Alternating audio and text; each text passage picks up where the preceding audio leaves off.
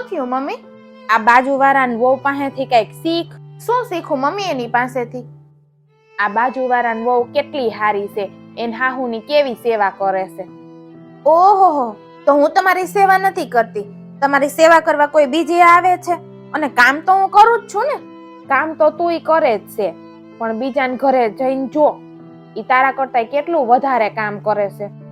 આવી ગયા ને મમ્મી તમે બીજા લોકોની વાતોમાં. એક વાત કહું તમને, ઈ લોકોને તમારી વહુ સારી લાગે અને તમને બીજાની વહુ સારી લાગે. પણ એક વાત તો છે હો મમ્મી, કોઈ પણ સાસુને પોતાની વહુ સારી નથી લાગતી, બીજાની વહુ જ સારી લાગે છે. પાડોશીની વહુ બહુ સારી લાગે છે અને પોતાની વહુ સાવ કામ વગરની લાગે છે. તમારા ઘરનું કામ કરવા માટે તમારા ઘરની વહુ જ કામ આવશે, પાડોશીના ઘરની વહુ કામ નહીં આવે. એટલે ઘરની વહુ ઉપર ધ્યાન આપો. ચાલો મમ્મી, ઈ બધું જવા દ્યો, તમારા માટે જમવાનું લેતી આવું. આજે મેં તમારા ફેવરિટ આલુ પરોઠા બનાવ્યા છે, તમને બહુ ભાવે છે ને એટલે. અરે વાહ, તને કેમ ખબર કે મને આલુ પરોઠા ખાવાની ઈચ્છા થઈ છે?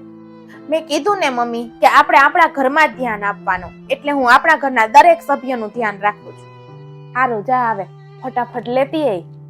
એટલે જ કહું છું મમ્મી, બધાએ પોતપોતાના ઘરમાં જ ધ્યાન આપવું જોઈએ, કારણ કે કાલ સવારે તમારા લોકોની સેવા કરવા માટે તમારી જ વહુ આવશે, પાડોશીની વહુ કામ નહીં આવે. તારી વાત તો હાવ સાચી છે. હવે જા ફટાફટ આલુ પરોઠા લેતી આય, બહુ ભૂખ લાગી છે. હા હા, લેતી આવું છું.